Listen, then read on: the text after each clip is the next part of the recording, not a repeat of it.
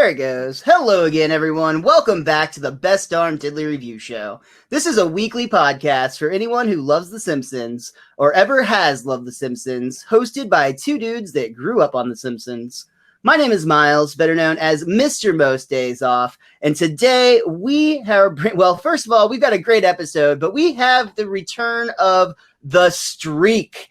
We haven't missed a season with this, man. I'll introduce him later. You know who he is at this point.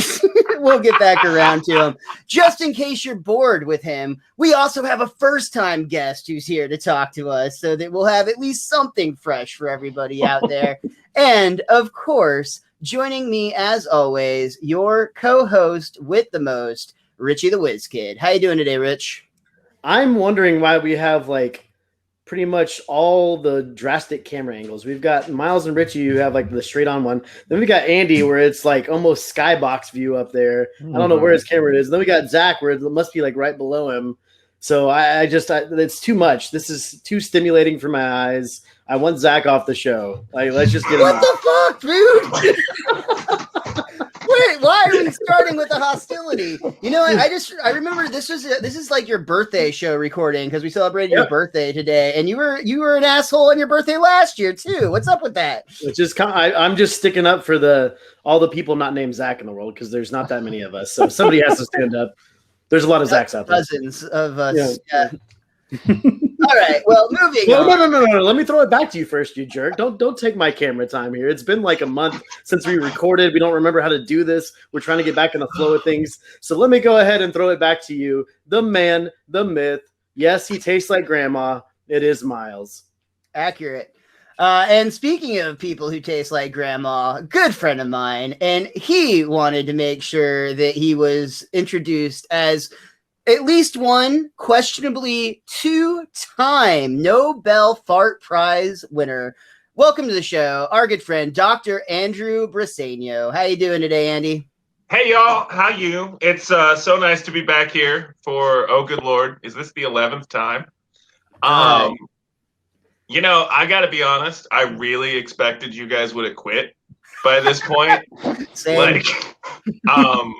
So, hey, congratulations in a sense, but, you know. Also, is everything okay at home is what you were going to say? Yeah, kind of. You know, I get it. I'm great, man. It's so good to be back. And, yeah, I brought with me, since I've been around so long, I get to start doing whatever I want at this point, even if Richie doesn't like it. Just like in college, you've got tenure here. Yeah, exactly. A friend of mine, a dear friend of mine who I've known even slightly longer than I have known Miles, which is wild to think about. All right, Richie, back. I want to get my title back. Yeah, well. Okay, I'll quit talking to Zach for 3 months, and I think that's fine. That's the distance, but you know, no. In either case, he is a dear friend of mine, and I thought that was enough reason. But also, he is in the middle of a really ridiculous Simpsons challenge of his own making, and I thought that that would be a fabulous reason to bring him with you. And so, I would like to introduce to the Best Darn Diddly universe, the one and only Dr. Zach Van de Zanda. Yeah. I am a doctor. I'm not an associate professor. I am a National Endowment of the Arts grant applier. So my challenge to myself when we got a free year at Disney Plus, I don't know why. My wife does things, and then all of a sudden I have a free year of Disney Plus, was I was going to rewatch The Simpsons until the moment Bart dabs. And as soon as he dabs, I'm done. Okay. I'm walking away. I don't know if he's done is a good policy. Dab and done, I think, is a good policy. And I don't know if he dabs. I didn't look it up. If you know, please tell me. I was going to ask where that came from. I don't know. I did not realize that. Wait a minute. This is a potential dab? I don't know if he dabs. I might be watching it until the show ends, or they decide, or I die. I mean, Disney we're all going to die. Is gone. Or Disney Plus disappears. I don't think that's going to happen. I mean, they kind of, honestly, it's a little sus how well the virus, worked in their favor for landing like major movie projects and stuff. But that's Right. that's a whole different conversation. But yeah, so I am now on season 20. I just saw the very first episode where they changed the intro, and I like wanted to, hurt someone, I guess. And he hasn't dabbed yet. So that's Donkey Kong dabs. Does Bart dab? That's sort of my question. It's got to be a Bart dab is the only way that you check out The Simpsons. It's the only way I'm free is if Bart dabs. What's your time limit on this? Like, when did your year start? I mean, I started under quarantine. I don't know when that was at this point. It's about this time sometime last in year. Summer. I was like, yeah, you're probably close to that shot clock, dude. You better be careful, or your wife is going to have to figure out how to renew for a year. Well, yeah. I mean, it'll just go on a credit card like so many things that we forget that we have. Is that her secret? Right. But yeah. So we started sometime over the summer, and we're like burning through a season a week for a while, and then now it's just sort of background noise because the show has gotten bad. I don't know if you guys know this, but bad times coming for you on this podcast. What? No, when we started this show, we watched like in. the seasons 3 to 8 to get like a bearing of what the entire series would be like, and then we had just assumed it's going to be like that the whole way through. Mm-hmm. I don't know if we can trust anybody named User though, so we might have to see for ourselves. That's true. I did sign up for this. I downloaded this app like 3 minutes before I was supposed to be logged on, so Perfect. I'm User. Perfect. Better than Dabber. That's fine. No, Zach, that's cool. I'm really glad you're here. First of all, I think that's very interesting that you just kind of put this random challenge on yourself with a hypothetical ending. Because I have news for you. The Simpsons is infinitely going at this point. It's probably going to outlive all of us, it would seem. But something that we always like to do on this show, to kind of go back in time a little bit and talk to you about when you started watching The Simpsons and like how it became a part of your life. So first of all, if you don't mind telling us approximately how old you are, and then what your very first memory of The Simpsons is. Okay, I am approximately 39 years old. People care, man. It gets weird. Yeah, I do think it sort of matters for like how you came at The Simpsons, right? And when the Simpsons first aired, like the first season, my parents, who are more religious year over year, were religious enough that they didn't let me watch it. They thought it was, Bart was too sassy, I guess. But all that's fair. He wanted to eat a pair of shorts, and maybe they were just worried that, it was more of a choking hazard worry for them than anything. Right, choking hazard. And she was at that time making some of my clothes, and I felt like maybe she thought it would be disrespectful if I ate those board shorts she made that had like skeleton skateboarding on them. No, jammies. What are they? Jams. They were called jams back then, right? This is just boring. Tell us a story, Grandpa. No. One time. Say, that's on the point of the story. Onion in the belt. That's all I got. And that was the style of the time. They don't want me to eat a raw onion. And so I started watching it sometime in season 2 or 3. It like sort of the ban was lifted in the household, I guess, when they realized, they go to church.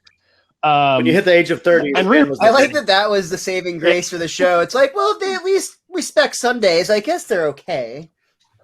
Well, like rewatching it now as like a 39-year-old, it's like, what the fuck were they? Can I say fuck? Of course you can say fuck. We're not your Too late parents. now. You can say whatever you want, bro. User. What were they worried about? She doesn't mind. Yeah. They were like going to church like on the show. They're going to church. They're like worried about their souls. And it's like, what was it? Anyway. But I would watch it. I watched it pretty much straight through. And then when I got to college, I was my sophomore year living with my brother.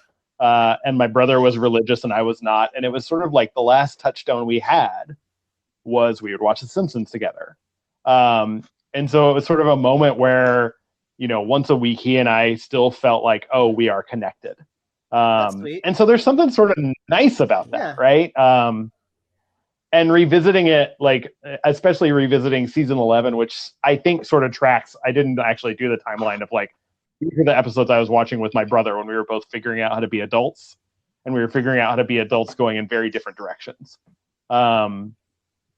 It's sort of been nice to revisit that.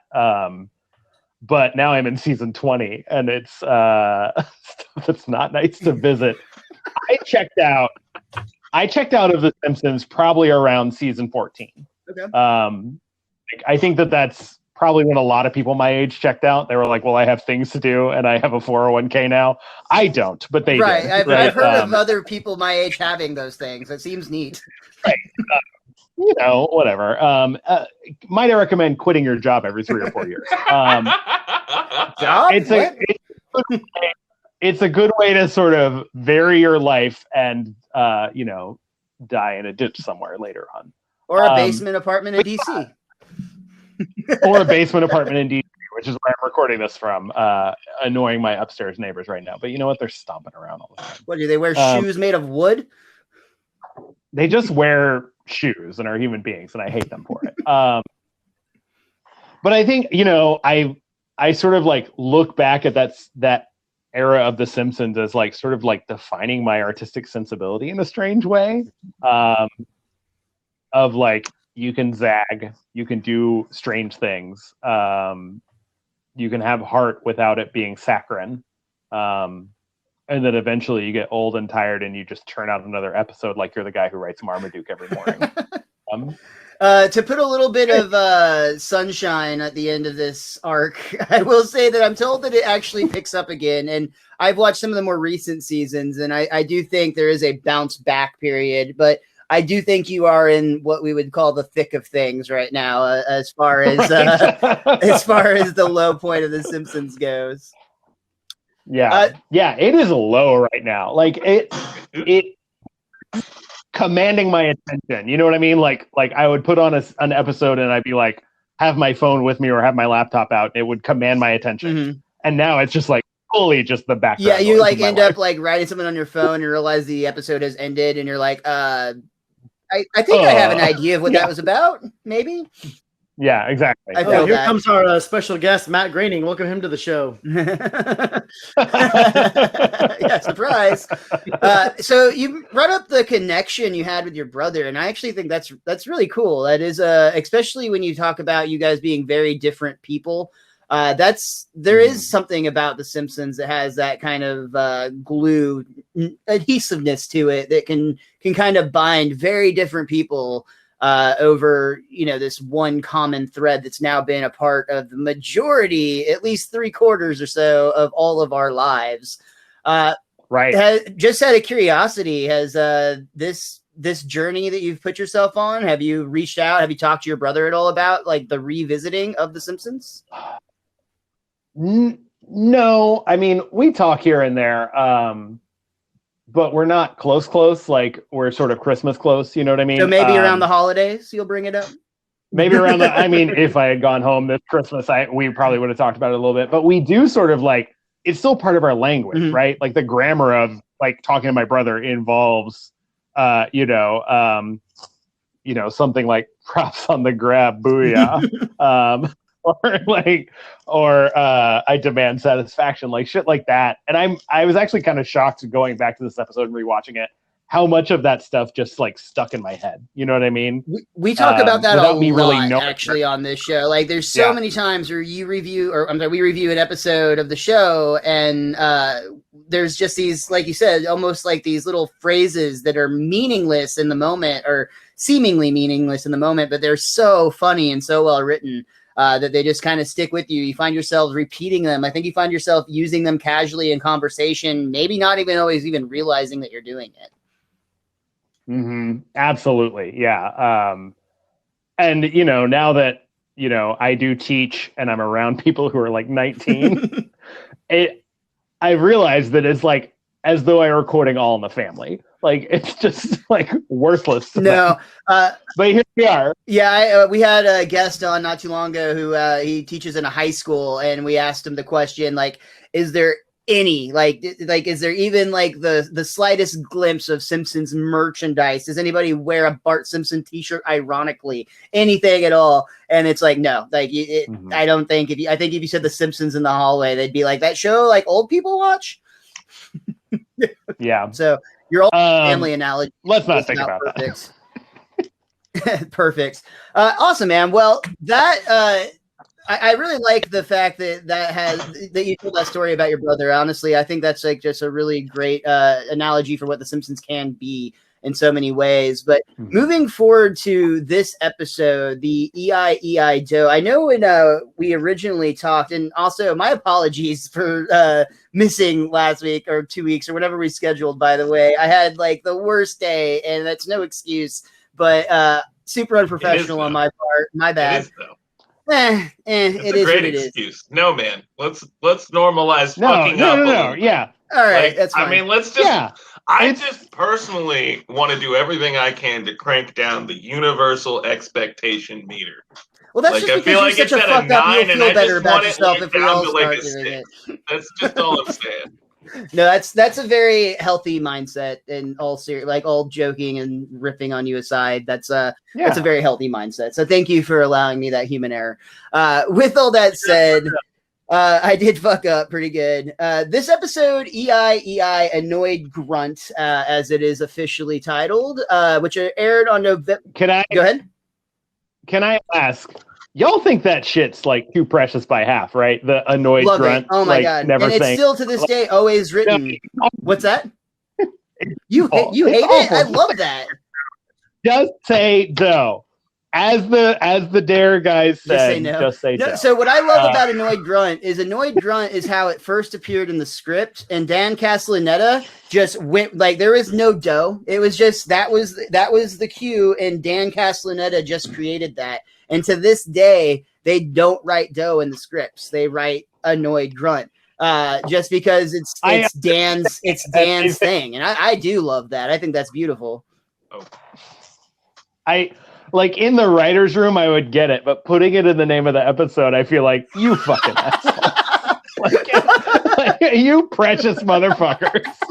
That's fair. Am I the only one who, when I read the title, assumed at first that this was going to be a like Tim Allen Home Improvement crossover? Yeah. No? Okay. They would have been growing a Macco. I mean, all I know is that he for sure did bring more power to the game. Yeah, that's fair.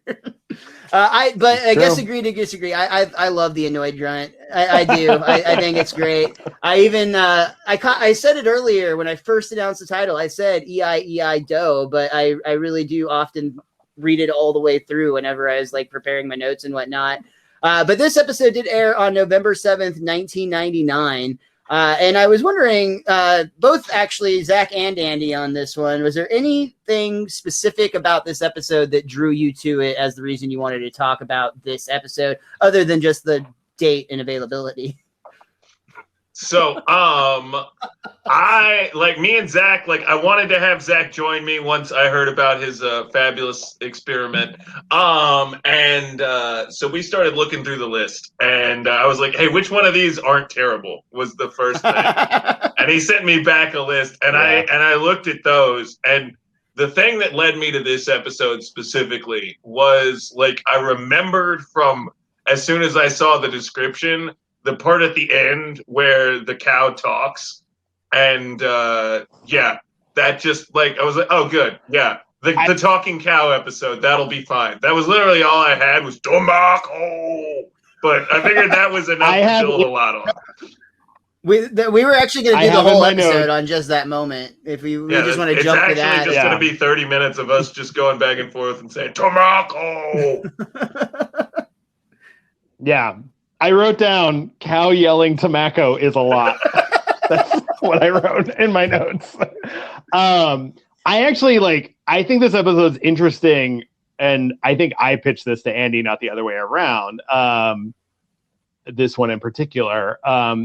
Because it's like, it's starting to lean into the impulses of The Simpsons that people say are quote unquote bad.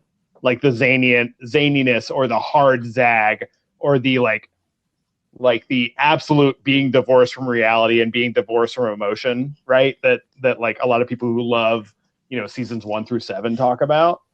But it's like, it's a banger. Like, it is like, there is a like moment to moment, this episode fucking rips. And like, that's the whole thing. Like, you can see where this becomes bad later, right? But it's like watching Aladdin and being worried about Shrek coming down the pipe, right? Like, no, there might be some early signs, but yeah, it's still working in this vehicle. That makes sense. Yeah. So like, right. I'm sorry. Going back into like I totally think the bangerness episode is what you said. The bangerness of this episode is what I'm trying to say. For me, what was surprising is I would agree with you all the way through, but I completely forgot like everything outside of the farm. Like my only memory of this entire episode was they're growing tobacco, and like I didn't remember anything with the glove slap. I didn't remember like anything with them hiding in the Christmas tree, like none of the other stuff that happened in this, and even the movies at the very beginning, which were fantastic, by the way. Oh, did you write those names down? Because I got them written down. The movies that were available, I didn't. My Dinner with Jar Jar. Mars Needs Towels. Excellent. That 70s movie. Let's see. So Face Palmer 4, I think, or Face Puncher 4, which made me think of Community a little bit. Yes, I saw Face Punch, and that also made me think of Community, Kick Puncher. There's 2 more. Das Booty Call, and then my personal favorite, Shakespeare in Heat. I like Das Booty Call a lot. That's funny. Amazing. I think Das Booty Call is the winner for me. Shakespeare in Heat is very good, but Das Booty Call is so good. What would that even I just look want to like? see that movie crossover done. Can we just like someone please splice the footage of those 2 pretty excellent on their own regard movies together? Make one super movie. Yeah. Now, let's be honest, guys. After like the first time you saw this episode when you were younger, did any of you go up and start challenging people to duels? Because I know I did. Like, did you carry around a pair of gloves? No, I pretended to. Not just the first scene. so I learned that dueling was bad from this. Listen, hold on. I learned to not challenge like racist coded guys to do Basically, my rule is if you have a Confederate flag anywhere on your vehicle, I'm not going to challenge you to a duel. I'll say. He put it on the roof. He wasn't trying to hide it. He was put putting it out there for everyone. But it's like high up, so it's like the person like medevacing someone sees it. Nobody else does. Everybody else thinks he's respectful, which is what a rich man from the South would do, right? You put your racism where people can barely see it. I mean, not completely hidden, but just tucked under a little bit. Yeah, so I say so. Yeah. So let's go ahead and dive into this one a bit. And again, we'll talk. We'll go on tangents. I'm quite confident with this group here, especially if we all keep drinking our whiskey. But this episode did air on November 7th, 1999. The chalkboard gag on this one was I did not win the Nobel Fart Prize. And the couch gag on this one was like all the Simpsons show up to their living room as if it were a club with a velvet rope.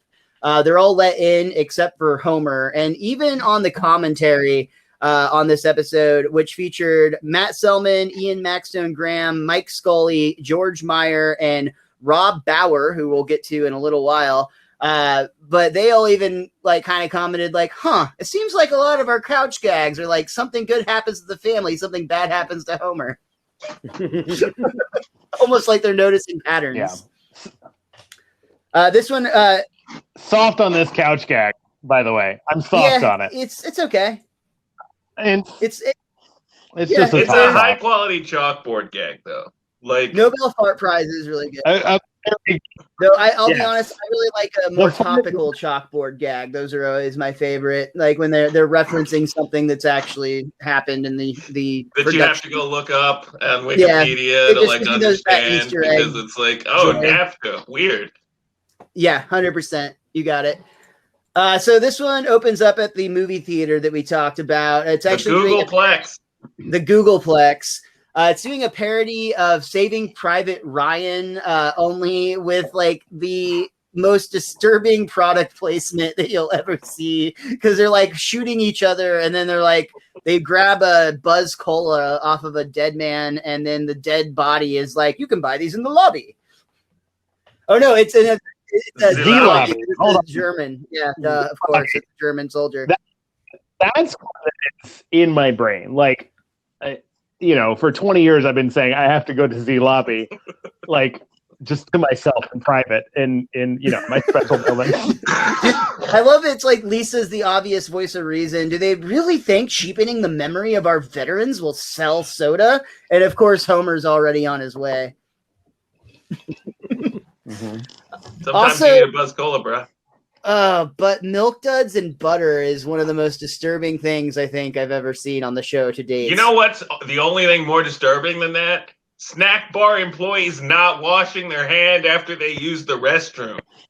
That is That's true. Unfortunate on a lot of levels. Touche. Hold on.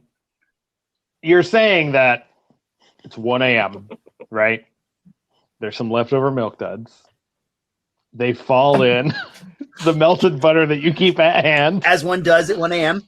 And you're not. And hold on. You asked maybe a you're different question, sir. Like the question of if I worked at a movie theater, would I have eaten melted butter on nearly everything, including my sandwich and French fries and possibly fingernails, even a Frosty at this point? The answer is yes. I am me. Let's be honest. Yeah, you don't crack 265 if you haven't experimented with butter at least a few times. It's just true. All I'm saying is I wouldn't ask for it, but if I found myself in the situation where a Milk Dud was coated in butter, you've got damn right. I feel like that's a featured dessert at like Heart Attack Grill. Like it's like the only place that you're gonna find that on a regular basis. But of course, we know that Homer not only wants that, but he reminds the employee that he wants to fill it with butter all the way to the top. Swim, disturbing. My pretties. I believe Homer ends up walking into one of the coolest movie crossovers, probably like way more of an ambitious crossover than anything Marvel's done so far. Because you've got Zorro, the Three Musketeers, and the Man in the Iron Mask all having a sword fight. Hold on. Are we leaving? Are we going to leave out the Scarlet Pimpernell? Yeah, I had to Google that motherfucker because I thought you would ask me who that was. I will say, for the last 20 years, the sum total of my knowledge of who or what the Scarlet Pimpernell is begins and ends with this Simpsons episode. At least that movie they're watching is historically accurate. Yeah. That's important. Right. Yeah. Quiet, here come the ninjas. Shut up, ninjas. Oh man. So I also love the traditional damsel in distress that you would find in a Zorro movie. Zorro's been like slicing a Z into everything, but the Scarlet Pimpernell is the initials that are revealed in her dress after it's like her undergarments, really. We're just friends. Right.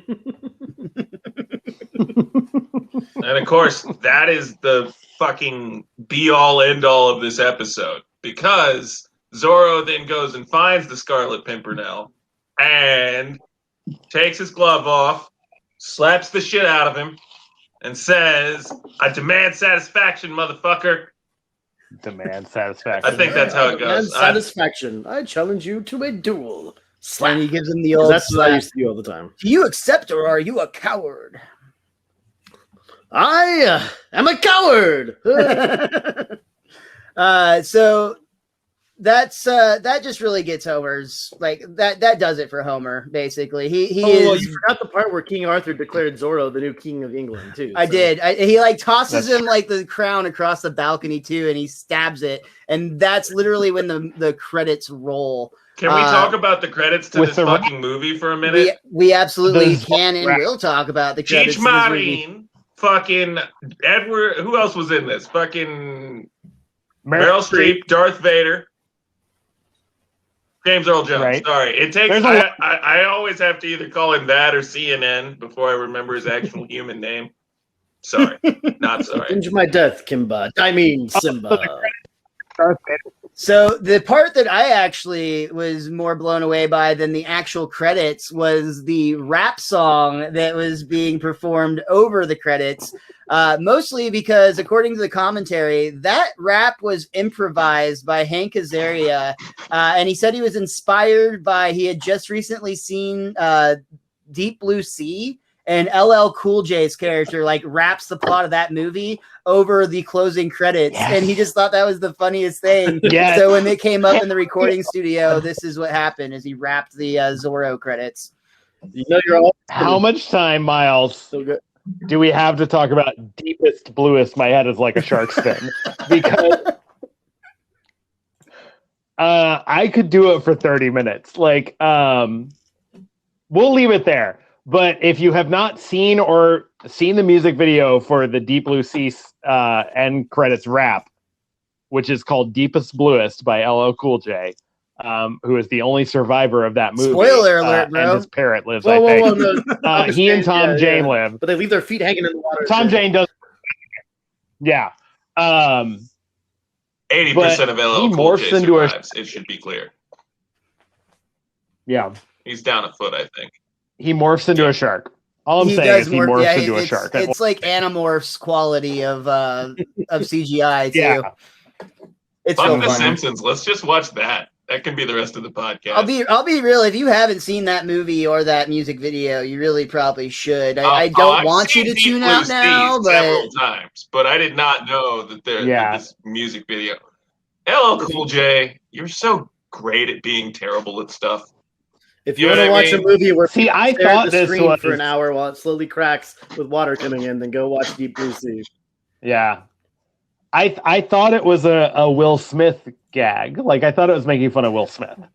I could see. Honestly, I think that's almost in the same. Like, it could very much be that same style. I think he just happened to pick that movie, but that was something that was happening a decent amount at that time. There's like a lot of rappers that were performing in a movie, and then they'd have like their hit song tied to that vehicle to, like, you know, try to cross promote or whatever. I don't really know how business works, but apparently synergy is a thing that they're using. Yeah, that's the real American art form, not jazz. Raps that explain the movie you just saw. There's the same amount of drugs in both. Yeah. But so Homer, of course, in typical Homer fashion, takes this one part of the movie that he was just so enamored by, the glove slap duel challenge, and he starts using it everywhere, including at the bar at Moe's. I think it was Skinner had to use the restroom, so he like ran by and Homer slaps him. He also got a free bar at Moe's, too. Oh, yeah, Moe was actually first, yeah. Okay. There's that great line, his bladder's full of urine. I also completely missed, too, or this might not have happened yet, I don't know, I get confused on this, but Marge at one point, like, kisses Homer after he challenges Snake. Yeah. And Homer does the ketchup bottle H to be like his Zorro Z. Right. And, I can tell you from personal experience, it is way harder to write legibly with condiments than that. It really is. When we did that, I think Andy and Richie were both for the tie-dye party we did that one time. It was like trying to write in tie-dye itself is difficult, but like ketchup would be even more of a challenge. I don't know. Maybe I fever dreamed that whole thing. Either way. No, I was there. That happened. That was for sure there. I think Moe's free beer is actually what really like kind of started or compounded the problem. If Homer didn't realize that by slapping people with his glove, it would benefit him, alcoholically, he may have not gotten into that as much. Dude, free drinks are dangerous. Babe. For sure. Yeah, that's true. That's literally the reason I keep doing comedy is like people just keep giving me drink tickets, and I'm like, well, I guess I have to redeem these. I mean, what can you do? Homer, of course, gets out of control, and we get a nice little montage where we get the song Love Slap to the tune of Love Shack, which was actually performed by the B-52s, which is fantastic. Mike Scully on the commentary actually commented on this. The B-52s actually recorded this, but they ended up cutting it down significantly. So Mike Scully joked it pretty much quickly became the most expensive dumb joke they ever used on the show.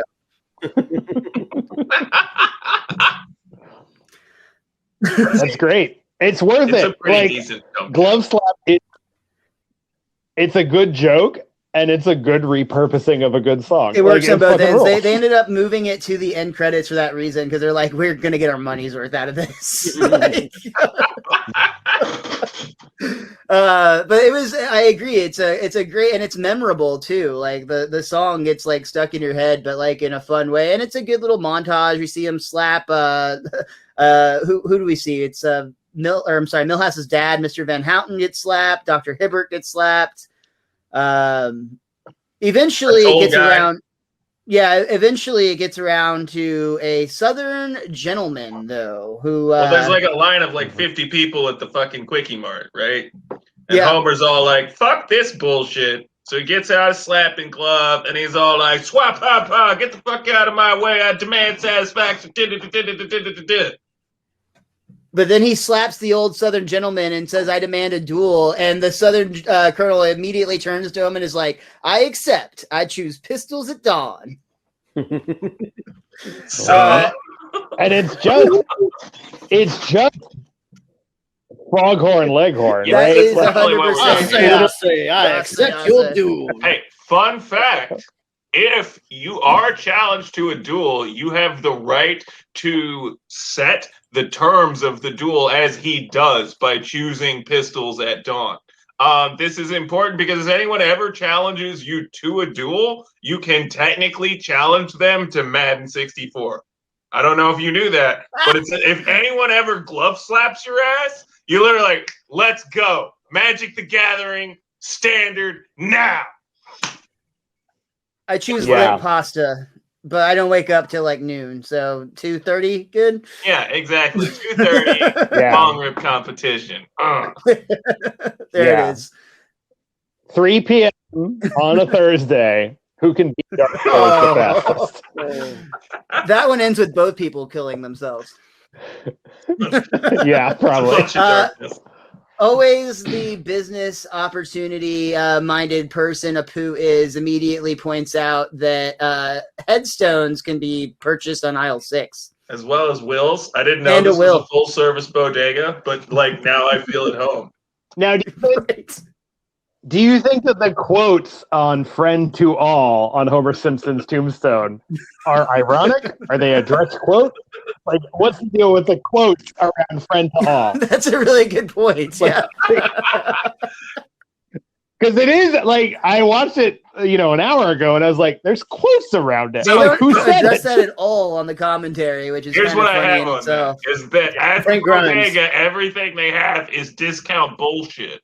Right? Yeah. So like some other motherfucker like at the like gravestone factory put quotes around and they're like, "What the fuck are these quote marks? God damn it. He's literally a friend to all. It's not just me saying it." He said it once. They're like, "Oh, it's fine. We'll just offload this at the bodega. They'll fucking buy anything." They'll take it. Yeah. Go back to the stay with your wife tombstones. Now, hold on. Have you all to divert to move into the future for a second? There's an episode later on where the Quickie Mart is just a grocery store. What is going on? Did they address it at all, or is it just like they just needed it to be a grocery store? No. What do you mean, just a grocery store? To be a grocery store. Not a convenience store, but a full-blown grocery Because store. I mean, again, like I'm at bodega, and there are very few things a bodega can't sell. Go. Here's the thing. Quickie Mart is coded as a 7-Eleven, right? You look at it, it's like a 7-Eleven or I think of it as like Quick Stop from like the Kevin Smith universe. Quick Stop, yeah. Yes. But in this episode, in like season 18, and I know I'm like going far afield, they have, the aisles are like full height, and there are like 12 of them, and I'm like, what the fuck is happening? I felt like I was on acid. Yeah. Like it was It was That's a wild. no-go. Maybe that was like a temporary split. We had like a brief Mandela where we were suddenly in a universe where the Quickie Mart was always a grocery store. That's probably What are you talking about, right. dude? A Space is the 7-Eleven? one thing a bodega It's always can't been like a have. Kroger where I come from. That's during the shitty soap But days. there is evidence. They seem to do all their shopping there. So There's definitely an episode, and now honestly, I can't remember if we've already covered it or if it's just one that I remember from another time. But there's definitely an episode where Apu is like, his business is struggling because another grocery store opens, and even Marge feels like guilty because she goes and ends up shopping there because it's just so convenient. Richie, does that sound familiar to you at all? Because I feel like we just covered that, and I don't know what episode it is. They all really do start to like melt together. It's terrible. There's also the one where they go to the store and get like all the 99-cent items that taste like garbage because it is garbage. So if it's thinkable, the Simpsons have done it. Put that on Homer's tombstone. Yeah, you don't have to put that in quotes. Yeah. right, he did everything and then died. Friends all. So I always love the way that Homer will like get himself into a problem, and then at like the next scene, it immediately shows him like crying to Marge. In this case, he's basically shown like immediately being like, "Oh, guns at dawn! How did it ever come to this?"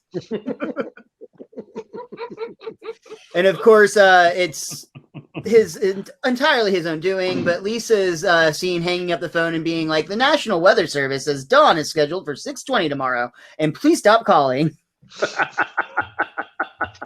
They're trying to be encouraging. They're like, oh, I bet he won't even show up. And Bart's like, yeah, he's probably just a big blowhard like you.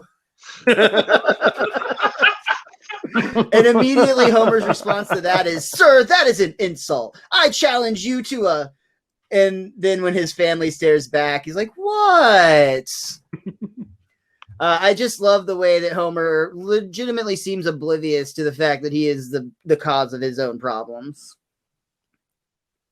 Yeah.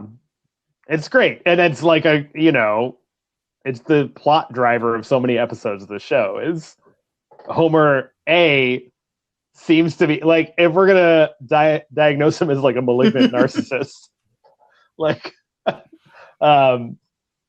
he's so good at being lovable but also being totally oblivious to what is going on in his life, right?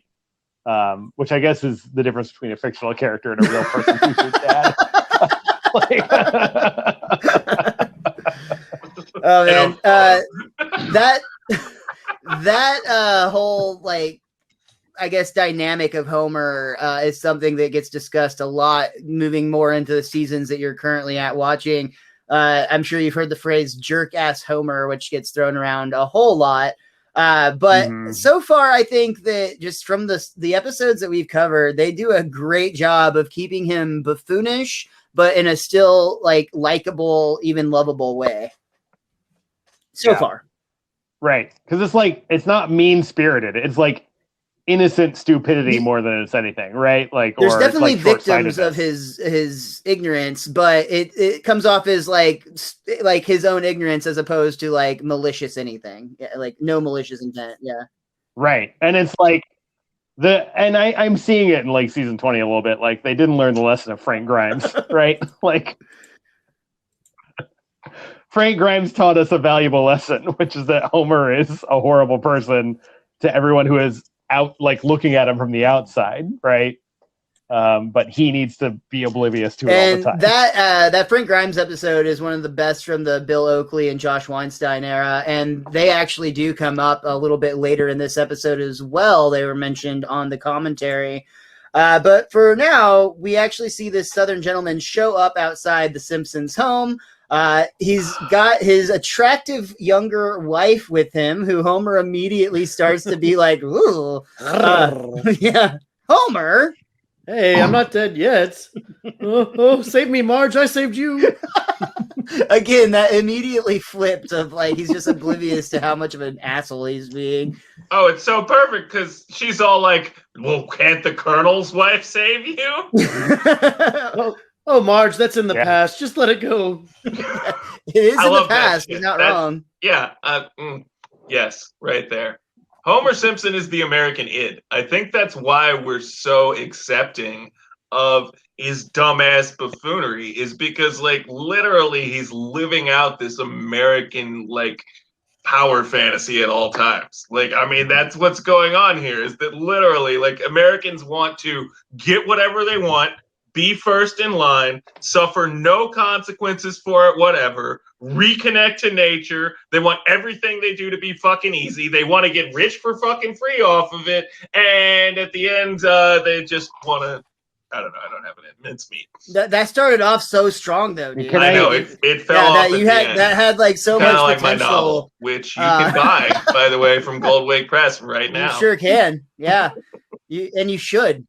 Can I get some way too late season 11 advice? Too many doctors on this show.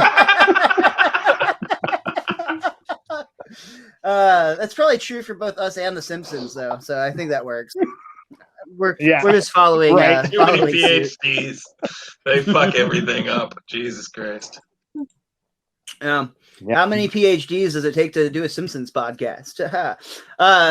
Moving on. See, that's a really interesting question. I'd like to respond in 3 parts. If I could, I'd like to trouble that a little bit. Perfect.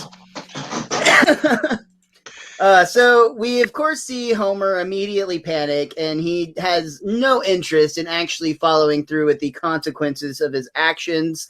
And luckily, he does have the ultimate ride or die chick at his side, because Marge actually hides him somehow. Like, with all of Homer's weight, her and the 2 kids are able to carry him out in the old Christmas tree that they, of course, have not gotten out or gotten rid of yet, I should say. Didn't this episode air in like November? So like, I forgot when the episode is. So it's almost been a full year. This Christmas tree has been there for 11 months now at this. Yeah, absolutely. Yeah, it's not brown anymore. It is gray. Yeah. You would think that there would be no way that it would be dense enough to hide a man as thick as Homer, but, you know, here we are. Those Douglas firs, man, they hold on to the leaves.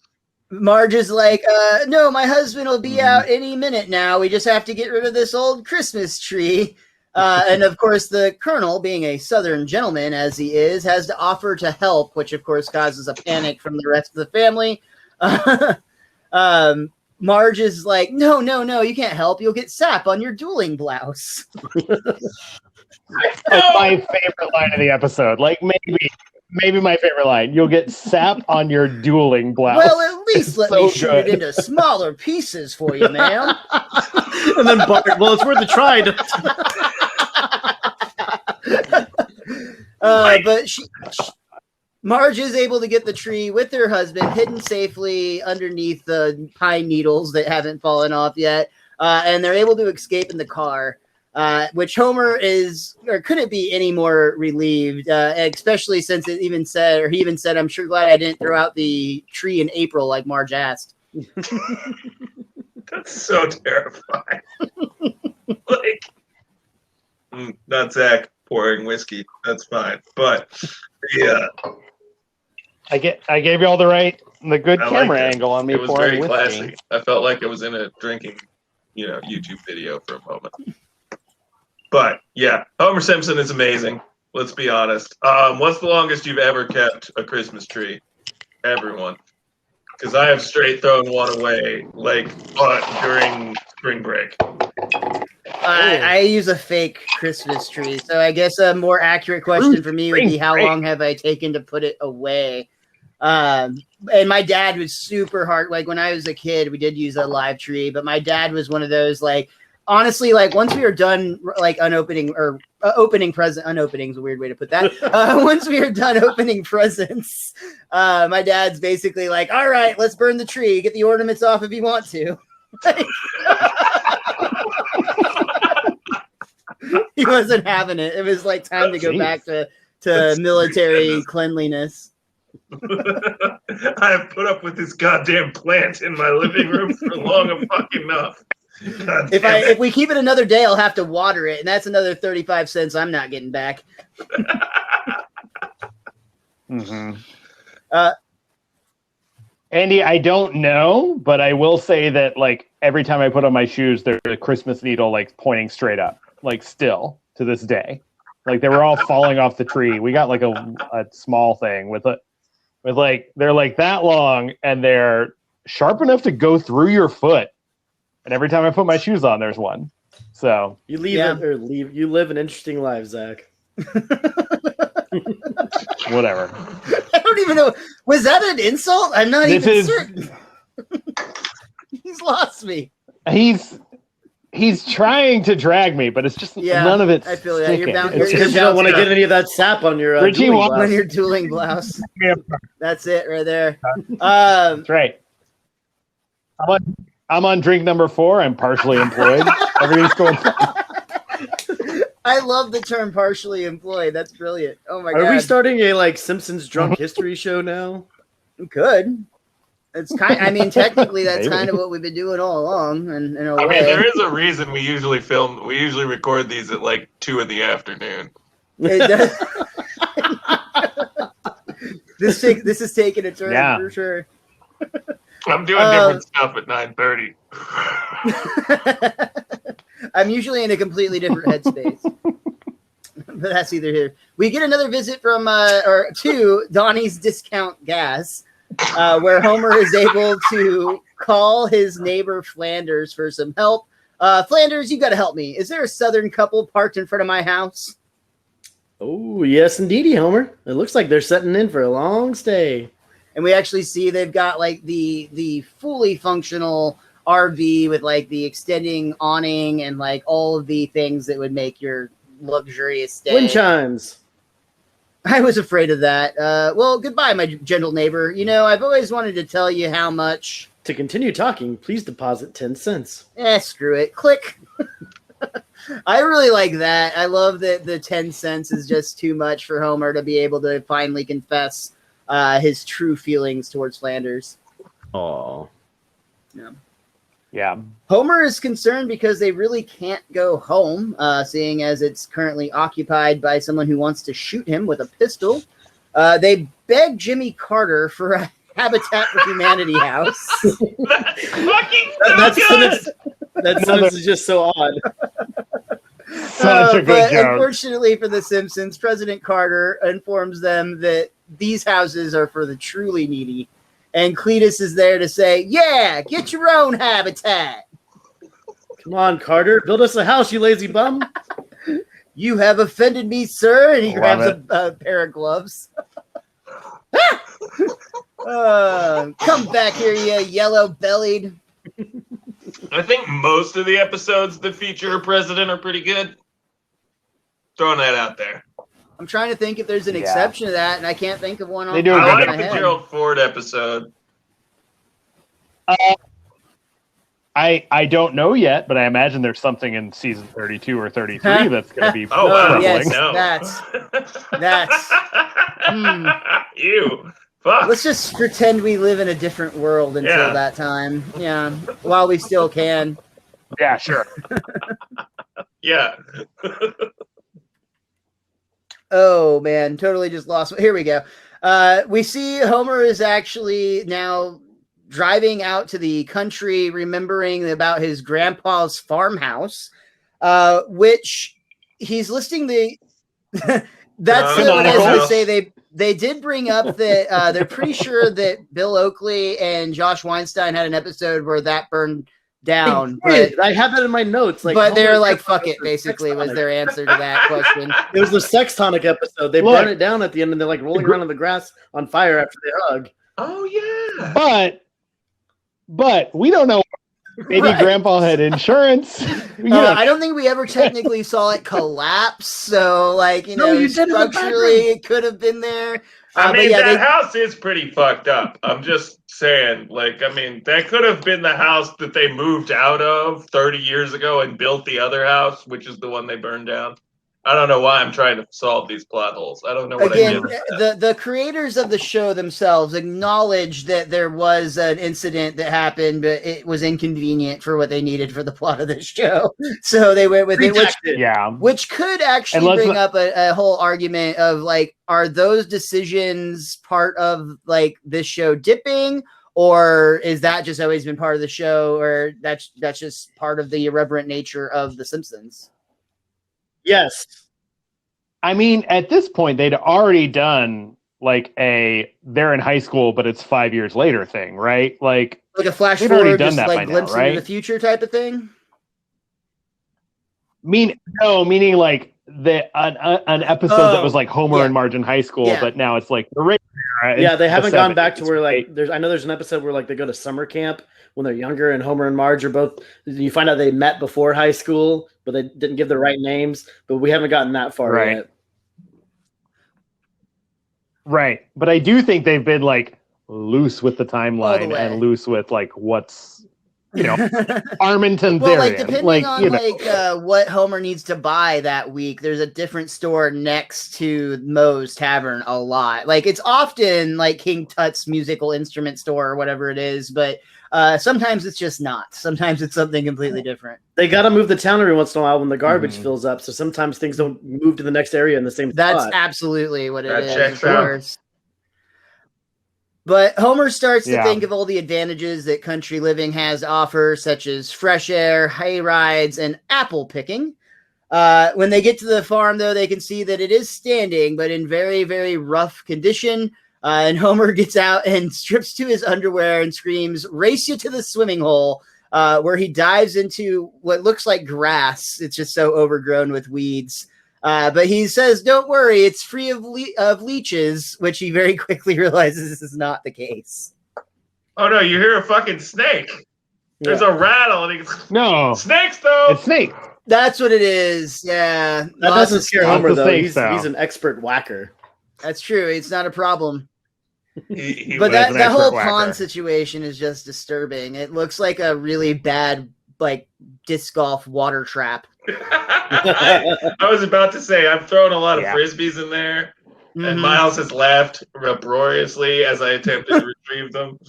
Oh my! Sometimes your will to get a disc back is beyond my patience to stay at a golf course for that many hours. Yeah, but you know, good for you. No soldiers I paid $3 for that, so. Yeah, I respect. Honestly, I laugh, but it's only because I had somewhere to be that day. Yeah. We're talking to this is the person who literally has gotten out scuba fucking equipment to find a goddamn frisbee. Yeah, all right. So Wait, are we talking about Associate Professor Braseno? No, I mean he's the one. Hold on, there. Now I'm pointing. Yep. He's the one who fucking who has scuba gear. Oh, I have definitely like gotten down in my underwear and waded waist deep into rivers that are not worth getting into in January in Denton. Yeah, honestly, I think that the fact that we both waded nipple deep into the water trap at Denton makes us immune to anything that's happening currently in our world. So we're okay. It turns out that's where the vaccine comes from. That bat gets around. That's the Moderna. That's what it is. Yeah. No, y'all are like Gwyneth Paltrow eating that pork in Contagion. You're the one who caused this shit. Okay. Yeah, it's going to take both your heads off to figure something out. We basically just went wading in filth and then made out with all of our friends. So, just really spread it around as much as possible. Track. I wouldn't put it past but that actually brings us to the end of our first act of this episode, believe it or not. Yeah, we're only I don't even know how long we're in this. We're only an hour in, so we're good. We've got time. Zach doesn't have to be up in the morning. So. I mean, I'm partially employed. I'm mostly worried about like surrendering the bedroom to my wife. Issue, yeah, it's, at a certain point, it's just like you're gonna have to sleep on the couch because it's become ridiculous to the time you'll get.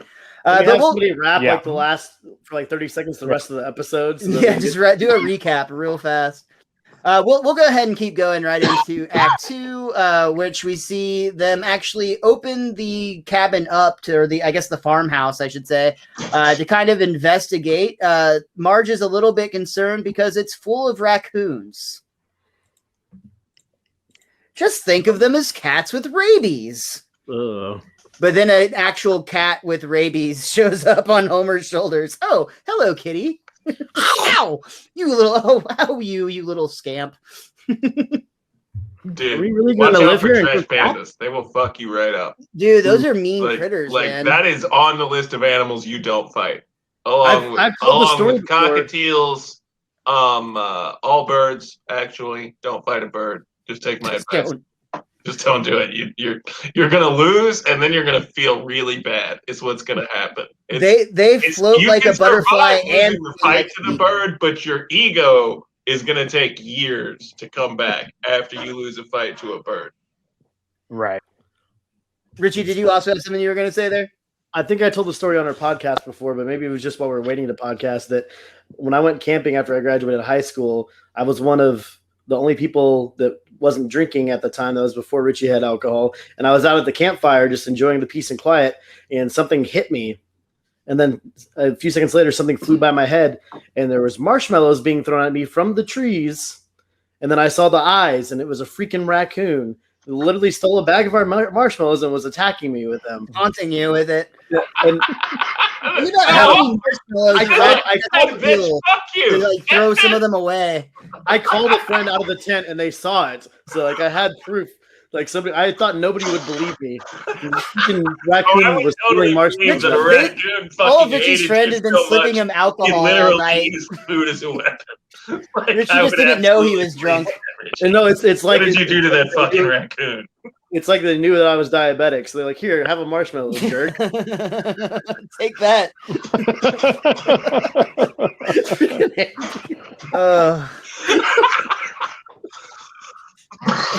Lisa is kind of in shock that she doesn't believe they're going to actually try to live here and grow crops. But Homer's like, what are you talking about? This is our big chance. The Simpsons will be reborn as a bunch of gap-toothed bumpkins. I'll dig an outhouse. I'll weed the floor. I'll repress the rage I'm feeling. And then she does like the best like grinding teeth force smile that you'll ever see. That's my girl. Let the agriculture begin. I love that shit because like they don't let Homer all the way off. Like we at least get this PS. He just traumatized the shit out of his wife, and like his marriage reduced in length at that time. Like he may have lengthened it back up later, but like years were cut off the end of that. Marge in general, like as like a character case study, I think you could really do a deep dive into a lot of really interesting mental health topics. Because like, yeah, she deals with a lot on the show. Codependency. For sure. We're not going to get into that. We don't have enough time. What, we don't have 4 hours to kill? Yeah, let's talk about how Bart and Homer are sort of coded black for like 30 seconds, and it's gross. Is this when they are trying to make the tractor sound more tractory? Yes, and they're eating watermelon together, and it seems very fucked up. What the fuck did that watermelon do? Like, I mean, it's just so random. It's like, oh, that's a strange and poor choice. Okay. Yes. Which honestly is like a lot of The Simpsons is like they're playing around in race shit that they don't really know about, right? And what are you gonna do? It was the 90s and 2000s. Technically still in 99, It was the so we have a lot past to and go, also the yeah. present, which is still racist. Damn it. Is this where I know this is where they have the Lassie joke. Yeah, when the tractor falls on Homer. Oh my god, the running gag of the tractor falling on Homer is so goddamn stupid at the first time you watch this. But like Andy said earlier, like the more I watched this episode, I just couldn't stop laughing every time it happened. I talked to my kids about this in class. Like we talked about like doing a screenwriting class. We talked about the rule of 3, which is the established comedic thing, right?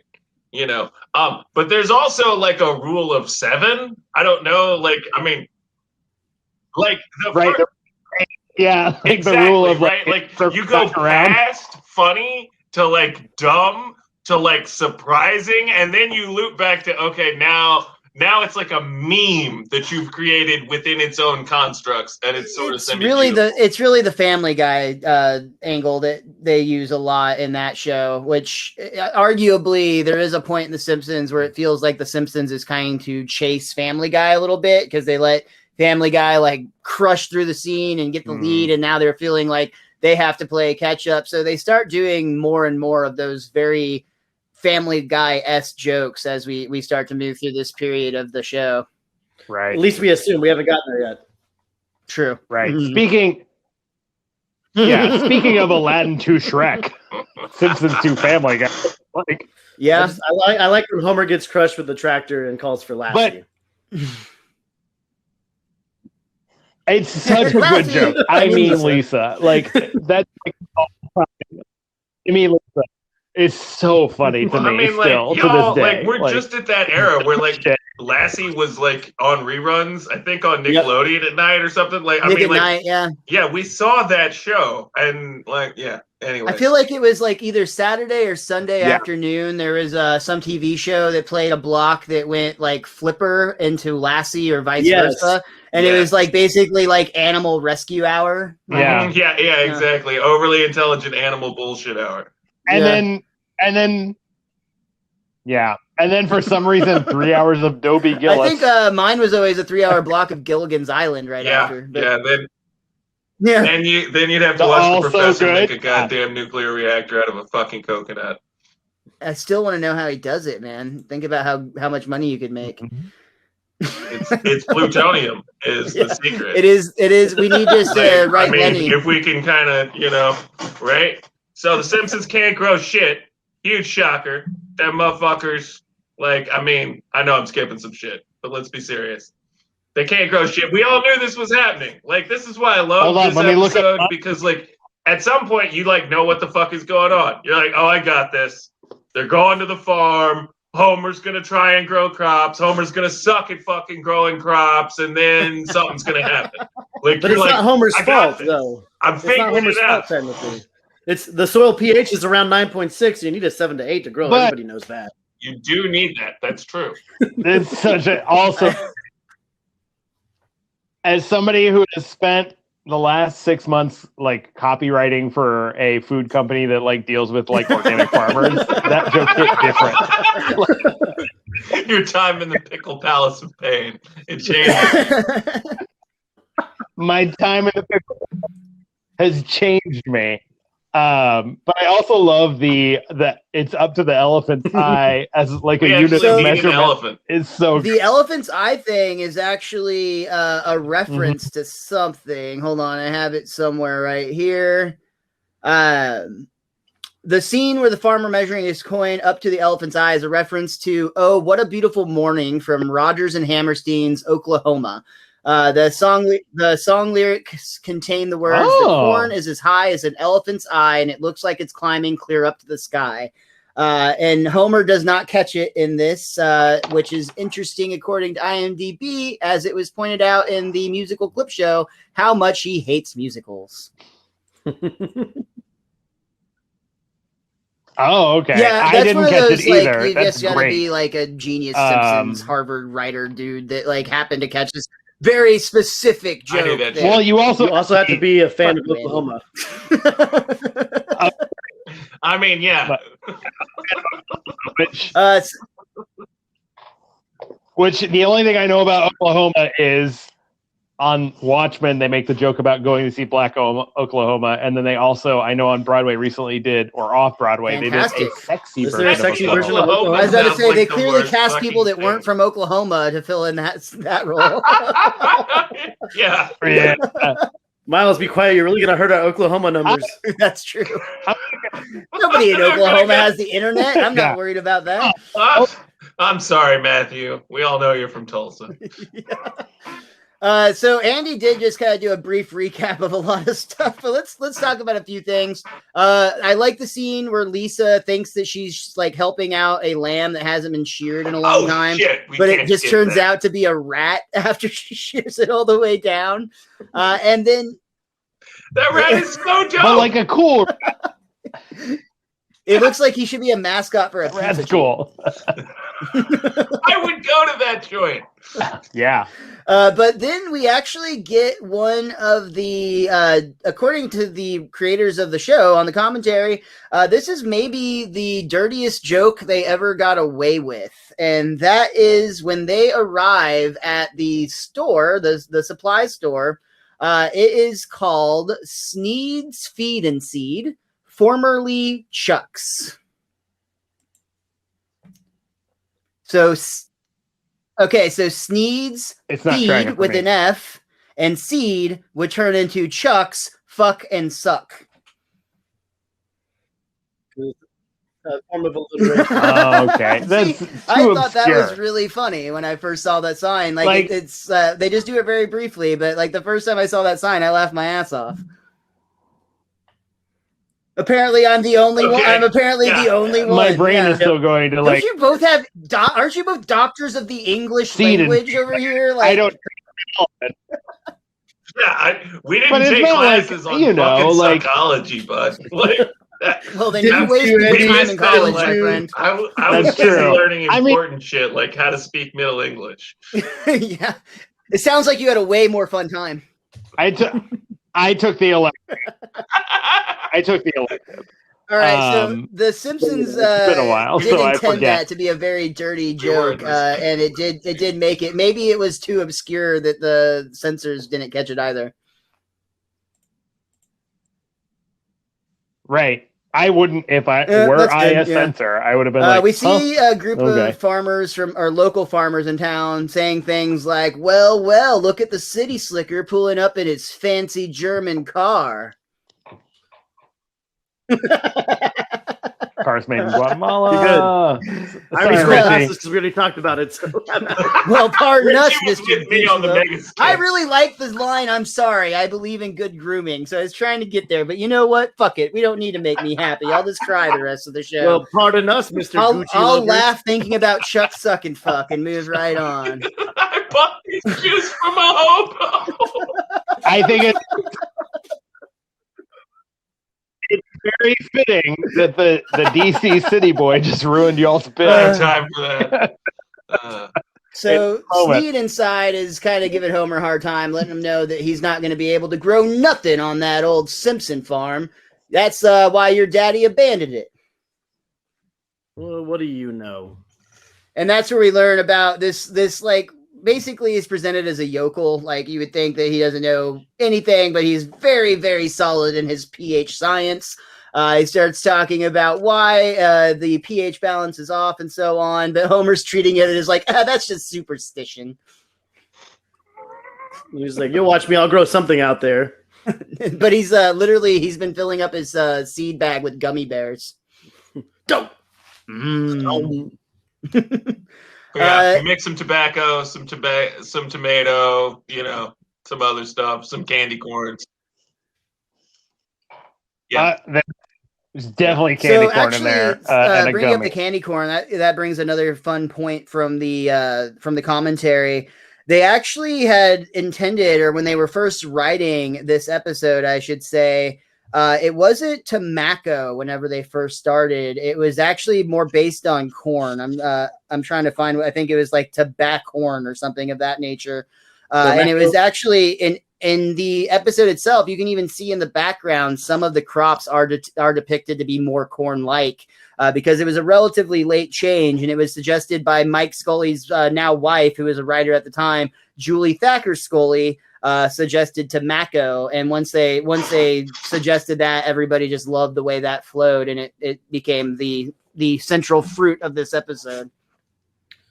Well, you see, Homer's mistake at first with the crops is not using Gatorade to water them, because everyone knows you need to water crops. Fucking Bronto has what plants crave, bro. I don't know if you knew that, but it's true. President Camacho. I can verify that as a doctor. It does, in fact, have electrolytes. We see that, or I think at one point, Marge is like trying to make dinner with what they've been growing, and I think it's like basically tumbleweeds is all they have. More tumbleweed, Lisa? Oh, thank you. I'm finishing there's thistles. There's this. That shit hurts to think about. Like, ow. Bart has a really good point. If they leave right now, they could still get to dinner at Krusty Burger. Ooh, no, we can't go back. That would be the coward's way out. Wasn't skipping town in the first place a coward's way out? Shut up, boy. He actually like freaks out here. He's like has a bit of a breakdown. You're right, I'm a coward. I made such a mess of things. If only there was some magic potion that would make these crops grow. Wait a minute. And that's when he decides to call Lenny, who's immediately like, plutonium? Gee, Homer, isn't that kind of risky? Pause. Yeah, I guess you're right. It's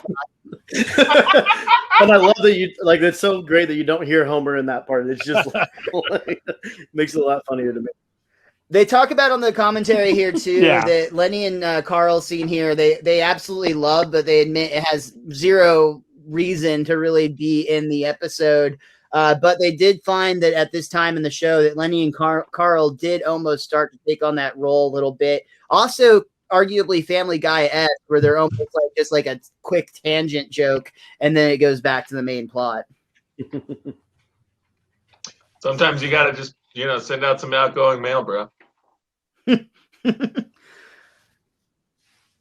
Unfortunately for Homer, his quick growing crop plan of planting them with plutonium doesn't exactly work the way that he had hoped. But Marge even points out at one point that it takes time, though she is concerned that she's never seen a field glow like that. It's eerily beautiful, but are you sure this is safe? Of course not, but you know something? Sometimes you have to break the rules to free your heart. You got that from a movie poster. Well, when there's nothing left to believe in hope. Where'd you get that? From the producers of Waiting to Exhale.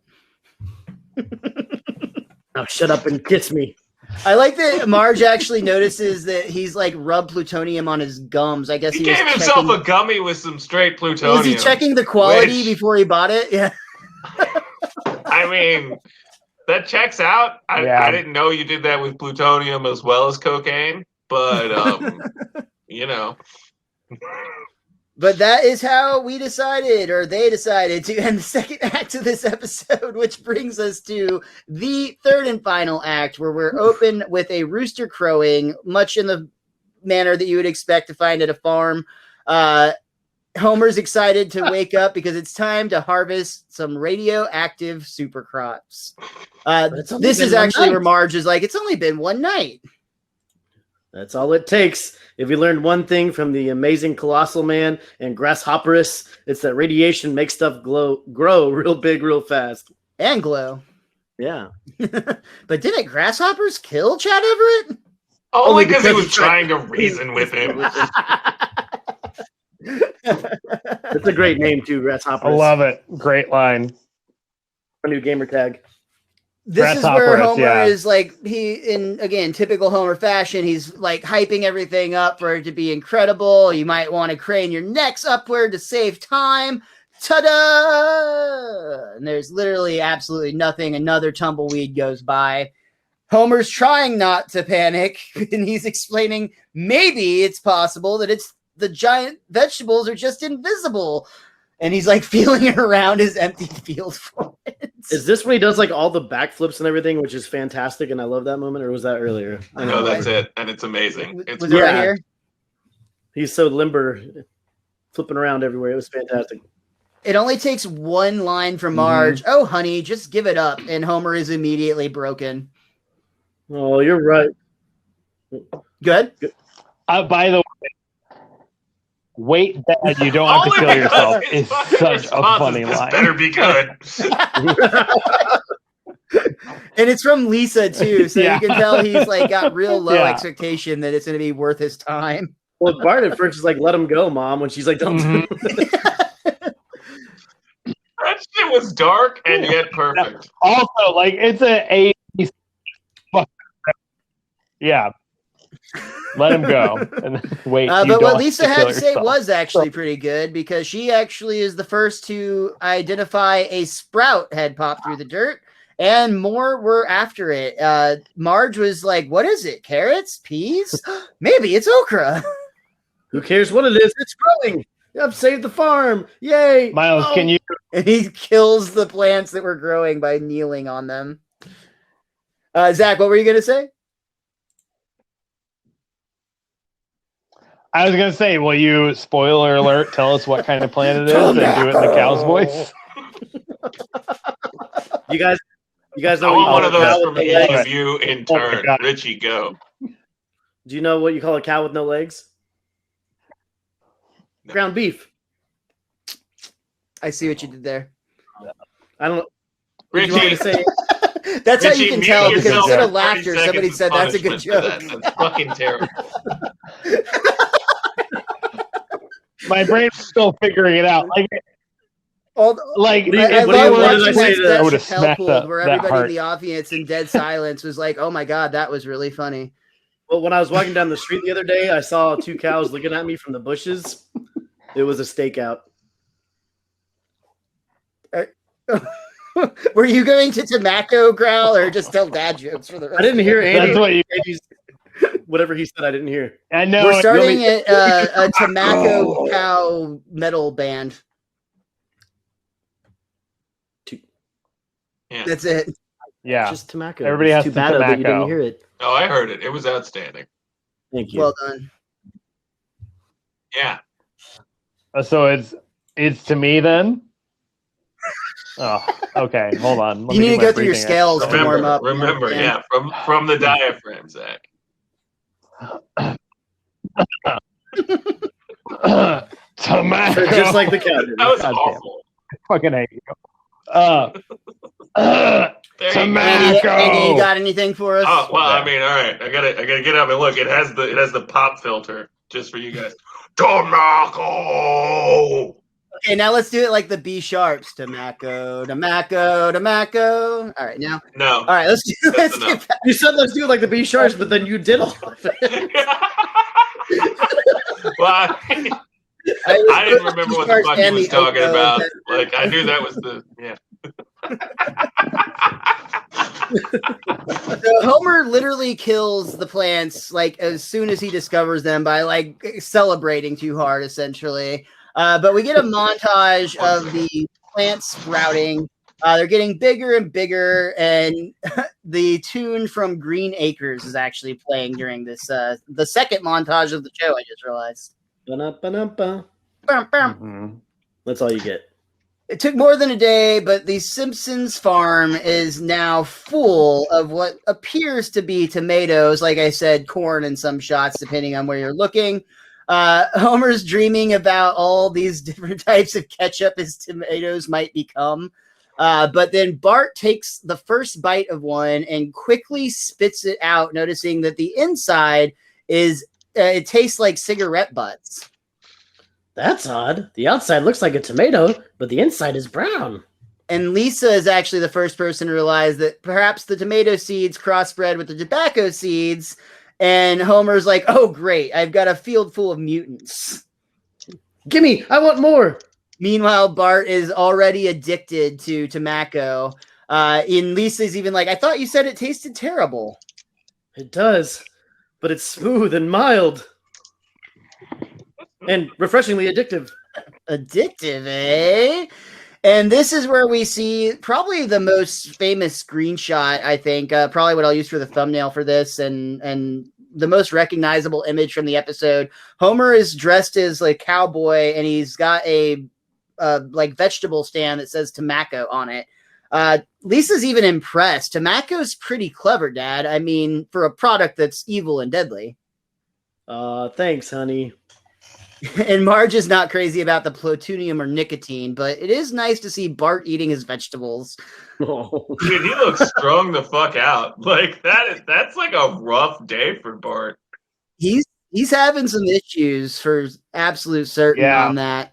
Yeah. So this would be a good place to bring up that I mentioned on the commentary earlier, there was a guy on the commentary by the name of Rob Bauer who was introduced as a special guest. Rob Bauer was actually a college student in Oregon at the time that this episode aired. He happened to work in science or study in science where he had access to plants. And he actually, after seeing this episode, attempted to crossbreed tomatoes and tobacco, and he ended up being successful. He wasn't really sure what was going to happen, but essentially the results were he was actually afraid that the fruit of the tomato, because of the way fruits and vegetables grow, that there was a possibility that there would be a condensed amount of nicotine in the fruit to the point that he legitimately was worried it might be deadly. But what actually ended up happening is he grew some absolutely delicious nicotine-free tomatoes.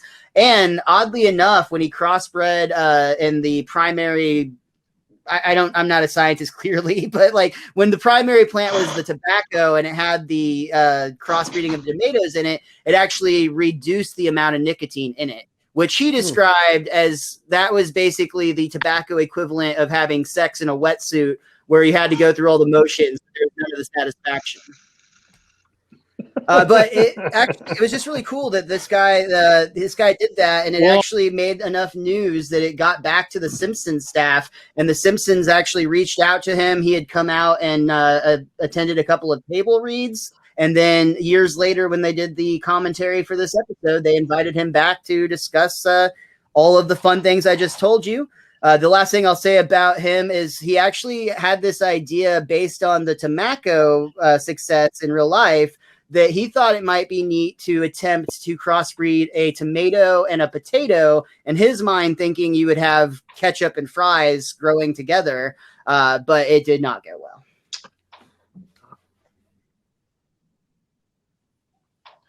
That is way better than the revelation that I have for this moment in the show, which is that Chief Wiggum wears his hat on his day off.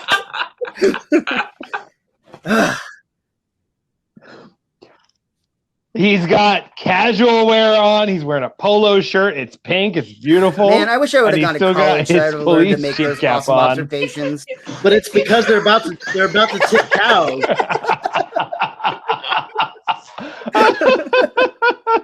tip cows, so we need some kind of authority to make sure it's okay and nobody comes over there to arrest them. Is it wholesome or awful that he's taking his son out to tip his first cow? I'm not certain where the line draws on that. So first off, that's a lot harder than people make it out to be. Like, cows just don't fall the fuck over. This is basically just cows don't want to be tipped. Fall down in the mud. Like, if someone is ever like, let's go cow tipping, just be like, no, I respect myself. And also, like, I wouldn't, like, in this, like, weird Rick and Morty-esque universe where you somehow flip and cows become the dominant species, I don't want to get tipped over while I'm sleeping. Like, let a dude chill. It's fine. Yeah. I was recently around some cows. I thought the story was just going to end there. That I now don't have anymore. You paused for a second. I thought that was the end. I saw some cows. That's it. I was around some cows. No, but this cow was like I was wearing like a real like thick corded sweater, like it was really textured. And this cow was like rubbing on it, and it became very clear that this cow could like knock me over in an instant if it wanted to. Like the amount of joy it was getting out of like rubbing on the like my sweater sleeve. And then the owner of the cow was like, hey, stop it. And the cow stopped it. But I have a newfound respect for cows, and I also think that they might be like insane. Like, I think cows might be all screaming tobacco in their minds all the time. That checks out. I mean, I've seen, like, they don't always look the happiest of animals. So, and I imagine it's a rough life depending on where you're a cow. No. Bovine University. Exactly. Touche. Well done. But yeah, we get Ralph is out there to tip a cow, but Homer is actually tempting him with the latest craze. Try a sample of tobacco. I love the line Wiggum has here. Go ahead, Ralphie. The stranger's offering you a treat. Ralph's reaction after taking a bite and spitting it out is, "Oh, Daddy, this tastes like Grandma." But I love that Wiggum actually goes back to taste it. You're right. It does taste like Grandma. But immediately they're like, I want more. Yeah, me too. And Wiggum doesn't know how to order, but he's like, we'll take a bushel or a pack. Just give it to me. Yeah, and he takes like the entire and it basket. should be noted, Tamako's price is $1, and he hands over like a whole stack of cash. Let me buy some stock in that. To the moon. Hashtag stonks. Even 1999 money. Even with wild. inflation, yeah. Yeah. Yeah. Yeah, I paid $80 for a tarot card. And then, if I may, my usual moment, I would like to discuss how Ralph Wiggum is once again smarter than everyone around him. There's a returning gag I have going, Zach. I think we called this the philosophy of Ralph. Yeah, the philosophy of Ralph. In any case, I would like to point out that as he tastes this fruit, his comment is that it tastes like grandma. And I want to point out that he is only noting the fact that all energy in the universe can neither be destroyed nor created. And that, in fact, the atoms that make up you are the same as the atoms that make up your food, are the same as the atoms that make up everything around you. So, in fact, on some small level, you are made of dinosaurs, and your food will always taste like grandma. And your grandma, yeah. So, Zach, if you're paying attention, Zach, the pretension level has been raised to here. Thank you, you're going to want to try to beat that. You're going to really have to strive for it. Yeah. I'm trying to match it, but Andy and I have been playing this game for a long time, and he always has another level that I can't necessarily get to. And he just called you the Cadillac of bullshittery, sir. That's impressive. I mean, it's not at all true. Zach could win this if he wanted to, but he knows that you don't want to wield. You can't wield that great a power for. He's 5 drinks up. Never mind. Is that? There's the drink you're pretending. If that midpoint comes in, you're I might get a 5. And we still got a little bit of script left. You're not a mathematician.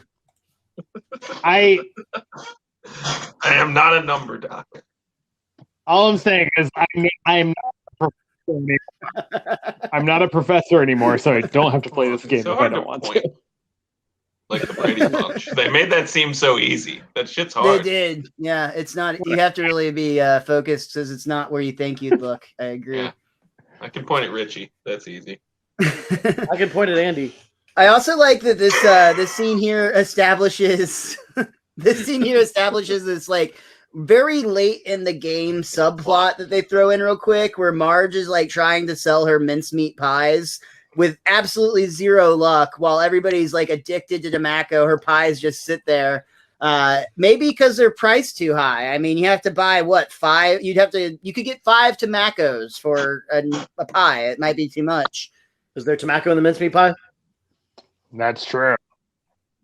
I also love to get craft serious for a second. The idea of Simpsons sort of discards plots left and right. Like they introduce plots and they just let them go, right? Like they are a prime, I feel like they sort of taught me something about story writing, which is that Chekhov's gun doesn't have to go off. And sometimes it's more interesting when it just doesn't, right? When it just left by the wayside, right? Which this is a key episode of we're gonna zag and we're gonna zag as hard. We as don't we even live in can. Springfield for this episode, conveniently. Farm, which is something they'll go back to, where they just kind of remove the family from their home base. They've done it. They've even done it already a couple times. I mean, probably the most infamous one would be You Only Move Twice. Yeah. Right. Yeah. But they're so good at being okay, we're discarding this. Yeah. And it's not frustrating because you're in on the joke. You know what I mean? Like they bring the audience into it in a really interesting way, which I mean, this is an article now, not a podcast episode, but I'm thinking about how do you tell a story in which you can absolutely defy audience expectations in a way that would be infuriating. Yeah. But No, there's the this thing audience you is can like do excited when you're about it. being You know what I a mean? real asshole, where you admit that you're being an asshole, and it gives you like an extra 20% of asshole room, right? They do this in an episode of Family Guy, and it's like one of my favorite fucking things of all time. Is there's an episode where Peter loses his job, and they get to the end of the episode, and he doesn't fucking have his job back. And instead of giving him his fucking job back in a brief instant or doing something dumb to just kind of get it back together, they walk out of the fucking room and they're like, hey, you remember that episode of The Honeymooners where he loses his job and he doesn't get his job back by the end of the episode? Yeah, that always bugged the shit out of me. And it's like, that's how they get away from the fucking fact that they have to do that. It's the same sort of move being pulled here. Sure. But it's something. It is the same kind of thing, but it's something beyond lampshading, right? It's not just hanging a hat on the thing you're doing that's know a dumb. word for that. It's also like knowing that the audience has Pretension lost level raised again. whatever. Yeah. But it's more than just I am putting a lampshade on the thing that is bothering you. It's that I have bought 11 years of goodwill to do this thing. You know what I mean? Like, I have bought 11 years of you, like, being on the inside of this in-joke of we're doing these dumb things and, like, we're going to zag when you think we're going to zig. And that's part of the pleasure of the show, which is what The Simpsons was like. This era of The Simpsons is so good at like having the first 3 minutes of Sometimes the episode have longer. nothing Sometimes to do with go the like rest the of entire episode. first act, But it's just like a completely different thing that has nothing to do with anything. Yeah. I mean, literally, what the fuck is this episode about? If you asked any of us, we would have said tobacco. Right. That's what this episode is about. That's all in the last 10 minutes. Yeah, we're in the third act, and we just introduced the like thing this episode is known for. Absolutely. And a lot happens still too, because like this is where the big tobacco essentially pulls up, and another just great line here where they're like, Homer, we're like the Laramie cigarette team, hop in, and Homer's just like, sure, like without even thinking about it twice. We also this is where you essentially get the traditional rift of Lisa versus Homer. Lisa is very much against the idea that they are like selling, addictive products to children, essentially is the idea here. But I love when it's like a Lindsay Nagel type character. It's not her though. But she's listed as Mindy in the script. She basically explains that they're in a bit of a pickle. Kids are crazy about tobacco, but the politicians just won't let us sell it to them. And Homer's totally on their team. Those dirty, rotten. I know. Tell me about it, Mr. Simpson. But there's no law against selling kids tobacco. That little M is worth a lot of money to us and to you. How much? Well, let's say $150 million. 100 and may I speak to my family for a moment? And actually, this is my I do this a lot. Richie's gonna call me out, but I think this next joke is my favorite joke in the entire episode, because Homer takes his family to the bathroom of this limo or whatever it is, and immediately, instead of talking about anything important, it's straight to the T. He's like, "Did you see the way that Emil's looking at Mindy? I think something's going on there." Okay, you missed my favorite joke that I actually didn't see until this very last time I watched it before. But they go into the toilet to talk, right? And because it's Laramie cigarettes, it has a smoking sign on the door to the bathroom, which I was like, yeah. I love though that Homer's or like everybody's reaction to this is like, Homer, shouldn't we be talking about the $150 million offer? And he's like, oh yeah, we'll take that, and then just move straight on. This is where Lisa. I love the tweets with this is where Lisa starts to protest that they're making billions off of people suffering and death, and that's when Bart's like, yeah, she's right. They can afford a lot more. Lisa's like, no, I'm with Lisa. Let's take them to the cleaners. A a classic joke structure that I feel like The Simpsons uses Every a single lot time. You with never Lisa, get tired of this. and it works every time. Yeah, anything it she doesn't, points out, they know, always take it the like, polar opposite way, and No. she's protesting. And it's They Lisa's take it as idea. an encouragement. You're right. That Yeah. is more evil. We should do that. Mhm. Homer tries to play hardball. He might have gone a tad too far when he Imagine. comes back with a counteroffer of nothing less than $150 billion. He basically Dr. Evils himself. Yep. Uh, Or maybe and he's he homered immediately himself thrown out of before Dr. the. Evil. What's that, Rich? Maybe he homered himself before Dr. Evil. Did Simpsons? No, I think Austin Powers was out at this point.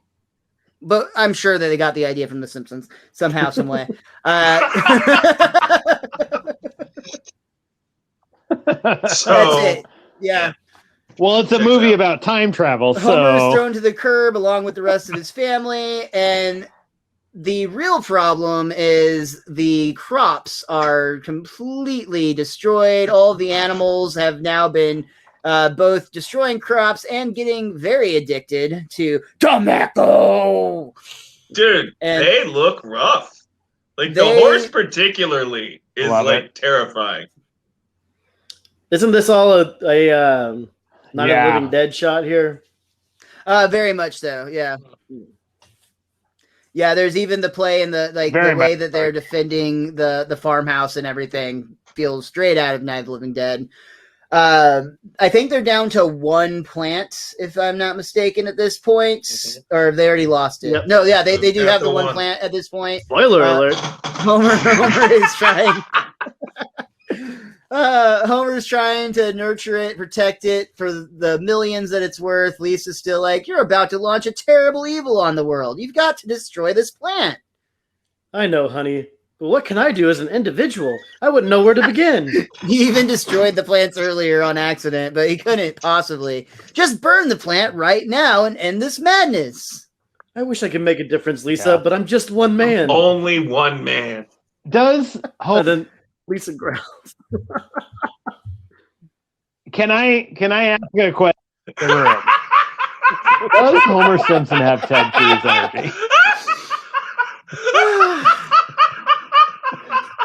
I mean, to be fair, I as feel like- soon as his home was under attack as in himself, he did flee town immediately. And I feel like if he travels back to town, That's he's going to be pretty like, much. wow, Springfield's really nice. Not Cancun nice, but really nice. I for sure feel Right. like Ted Cruz has been walked out of a thing being hidden by an inanimate object that two people were holding. That has occurred in his life. I would bet $1,000 fucking Right, yeah. dollars. Yes, he is definitely No, if you ducked shake behind Ted a Cruz podium at and then any had point, people move at the least a few podium pine out. needles are going to fall My out, God. guaranteed. They're always in your fucking feet. Yeah, we identified the Ted Cruz origin story, and it's terrifying. That's almost scarier than him being the Zodiac killer, which he still is. BS. Absolutely. And actually, if you looked really Yeah. closely in the background, you could see a letter cut out from magazine writings and whatnot here, declaring that the animals are now bursting into this home, which is what happens immediately afterwards. So it was really not much of a spoiler. But yeah, all the animals are like high on tobacco. A bull and an elephant come through the walls. They're completely surrounded, and it's like they're literally like circling in. Petunia! Marge is like begging Homer to just give the plant over. Finally, he does when he gets attacked by an ostrich. But as soon as he tosses the plant up, it is actually grabbed by Mindy, the Laramie executive.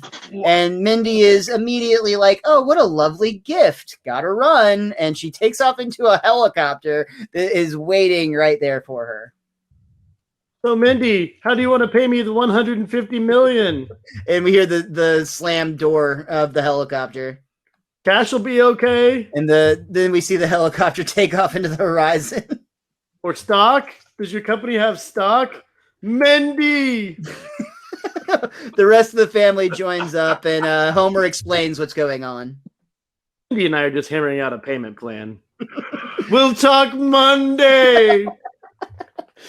Aboard the helicopter, we see the executives of the Laramie Cigarette Company feel that they have gotten the better of the Simpsons family. They are celebrating their victory, but the pilot notices a weird error. They seem to be carrying a little too much weight, and suddenly a crazed sheep pops up behind the seat and attacks don't them you all. dare skip the most important joke. Not the best, but the most important joke. Don't blame me. I'm Mindy on Sugar grab. Busters. Fair. Mm-hmm. Such a Is that a 1999 points joke. based Like, system or a what meal is plan? Busters? Does yeah, anyone It's remember? when we started pretending that eating carbs was bad. Yeah.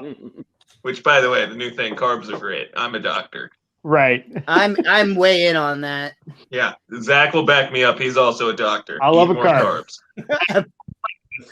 I'm gonna The get you guys pizza to sign diet. a note for me. I have great news I'm for also you a guys. doctor. The pizza diet. You should eat Here's whatever. what's up. You eat nothing but pizza and you exercise for 4 hours a day. I guarantee you'll lose weight. Fair. That is true. I did that when I was getting my PhD. I would eat pizza and go on a 10-mile run and then get in a I hammock like for the rest how of the day. much of a balanced lifestyle you have. You're all or none. It's either All like three running phases. 10 miles or laying in a hammock. No in between. Well, you hang out at Balanced the out. Yeah, most extreme averages, pulls you balance. can, and at the end of it, you're doing fine. That's why you have to eat the whole pizza. Yeah. Mm. Right, and you have to vary your style. So you got to have That's a not a Chicago thing. style, and a Detroit style, Is and a Kansas City Kansas pizza City a thing? pizza. I And think you you have to have made an that up. Amarillo pizza. I know. Des I Moines know and you have to there's have a Chinese Chicago. I know pizza. there's Detroit. No, I know I don't. It's the there's, Kansas City New shuffle, York. Miles. I don't know. But I'm down to try the pizza eating part. I'm not so good with the 4 hours of exercise. We'll see what happens. Well, I'll you start with can the do it pizza that way as and well. work my way into steps. And in fact, I recommend it, but the results Yeah. are a little less clear. That's all. Fair. Probably works the same, I think. I'm not a doctor. I mean, I am. But Yeah. What has become clear for The Simpsons is this farming lifestyle is not going to work out for them if they do not have crops. But Homer realizes there's no reason we can't go back to Springfield. I don't even remember why we left. They get back. Which is a massive flex. Like from the writer yeah, of the episode. guess what a the big fuck I flex. can do? Watch this. I don't care. And we always talk about the Simpsons reset, Yeah. and this one is Yeah. a fantastic choice to go out on, especially when I reveal what the commentary left me with, which was a lot of fun as well. But we get back to the Simpsons home where the Colonel is, in fact, not only there, but like waiting with his pistol, like absolutely on board to do this duel. Isn't even practicing his pacing and turning at this point. No, this is they actually grab pistols, they start to pace, but Colonel I say 8.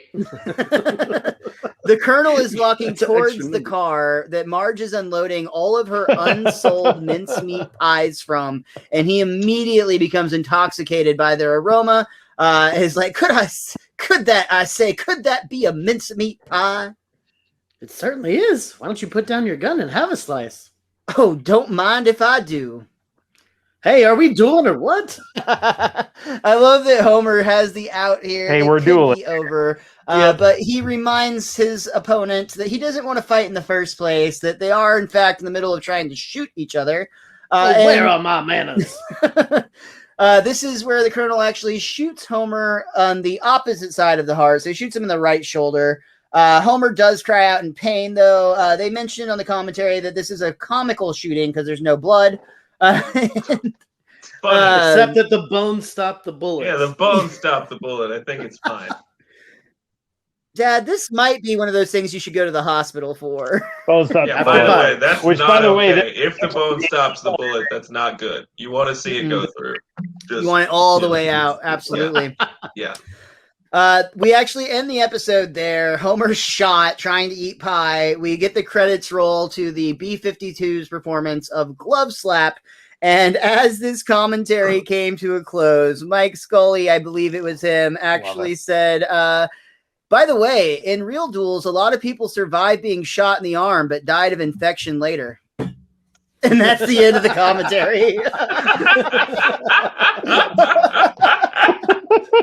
Thanks, man. Always leave them wanting more.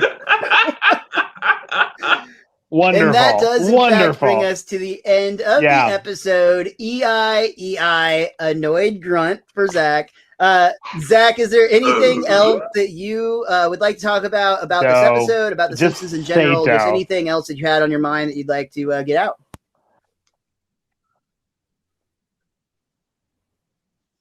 Simpsons in general. About a month ago, my wife, we were watching The Simpsons, as we are often do on a weeknight or whatever. And she pointed out to me that the Simpsons house is all kinds of wild colors. And I was like, no, those are normal. And then she was like, look at the TV, it's purple. And like, that opened something up in my brain that was just like, oh, everything on The Simpsons is the wrong color. Like, I knew that they're yellow, right? Like, that's obvious. But it's like, their house is purple and orange. Like, everything is fucking buck wild. And I never noticed this in 20 years of watching the show until she just said that to me. Just like, yeah, it's all weird colors, right? And I was like, I think that's even more prominent in the early seasons, take a look. Actually. Like, when you look at, like, yeah. Yeah, the longer it goes, the more it tries to be like more of a reflection of reality, it seems. But early on, yeah, it was like abstract all the way. Right. Yeah. Like, why is his car bright pink? Just let me live in my world of lies. Telling me these things, I can't handle it. Let me believe the lie.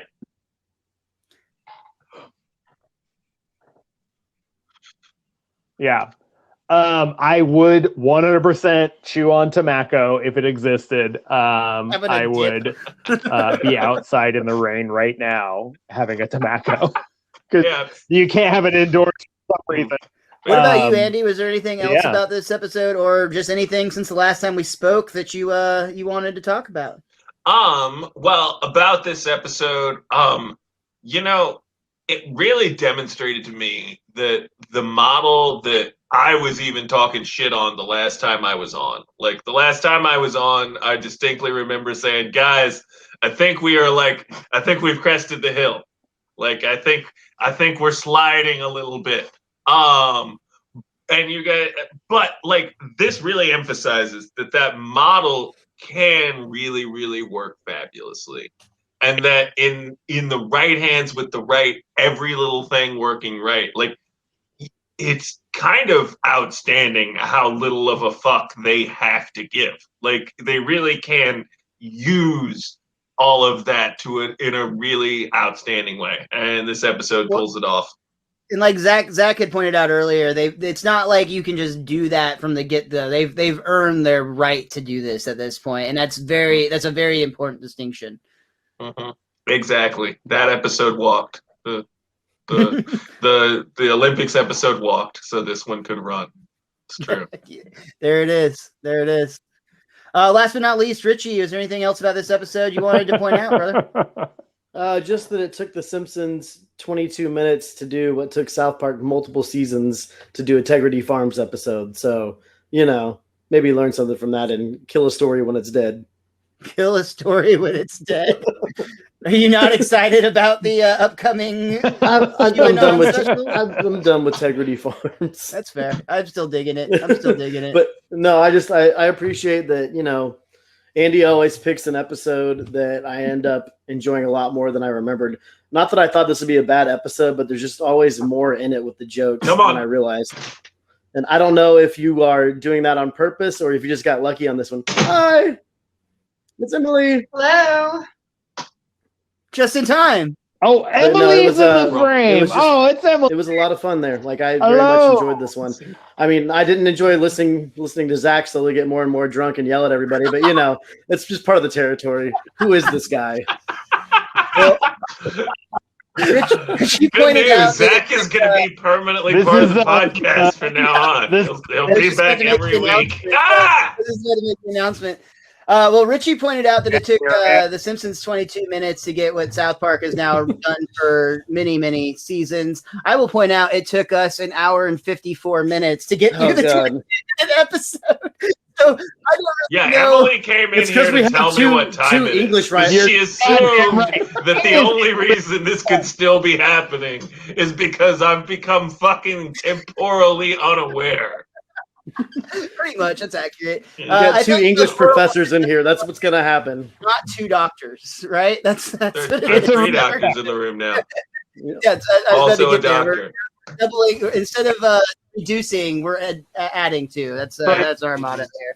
I don't have any. We have talked about this for long enough. I don't have anything else to say about this episode other than I really, really enjoyed it. But I do want to say, as always, Andy, always a pleasure having you. Can't wait to keep the streak going into the next season and beyond until we do inevitably tap out on this bullshit.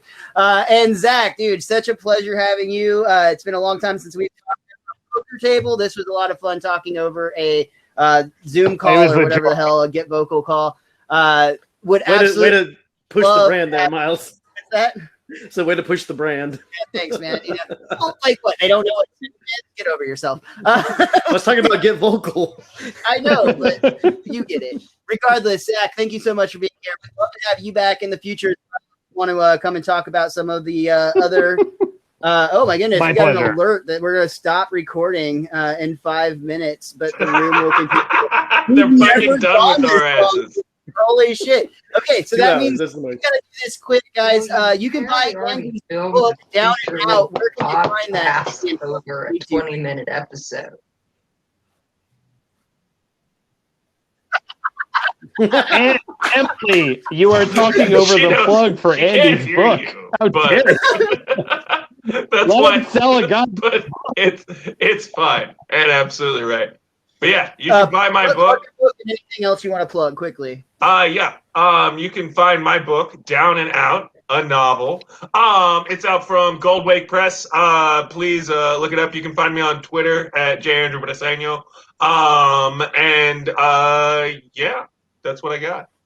Hell yeah, thank you as always. Zach, what about you? Anything you want to plug?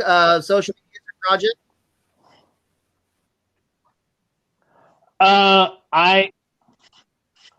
So you can buy my book, Liminal Domestic, which is also a Goldwake book. That's we run in the same circles. I have another book coming out next year from Mason Jar Press. So if you are listening to this in 2022, that's the book you should buy. I'm also on Twitter.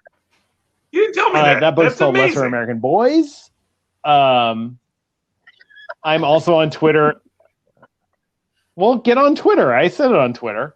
I sold that book. And then I'm on Twitter at YEAHPATHY, as in let's turn this apathy into some fuck yapathy. That's it. That's the whole thing. I will be here in my DC basement watching The Simpsons until Bart dabs. You're absolutely on that episode pre-booked. But, if he does, I will let you know. I'll be like, I'm one of those. Richie, we're getting real low in time. Do all of our plugs as quickly as you can, sir. You can follow Miles all over social media at Mr. Most Days Off. You can follow me at @TheWiz_Kid23. You can follow the show at Best Darn Diddly. That's DIDDLY. And thank you guys we so have much. No books written by us. We do not have a single Losers. book between us. Yeah. Thank you guys so much for Ruby downloading the Matthew show. is dissing us. Check it out. What's that? Ruby Matthew is talking shit. We still are on. We're about 1 minute left. 1 minute left. Yeah, so, guys, thank you so much for tuning in. We really do appreciate it. All the people that download the show, share it, tell friends, all that good stuff. Richie and I will be back again for our next Simpsons episode that we're going to be reviewing, which is Hello Gutter, Hello Fodder. But before that, we'll be reviewing Das Booty Call. And until next time, be cromulent to each other. All right, y'all. You're all wonderful.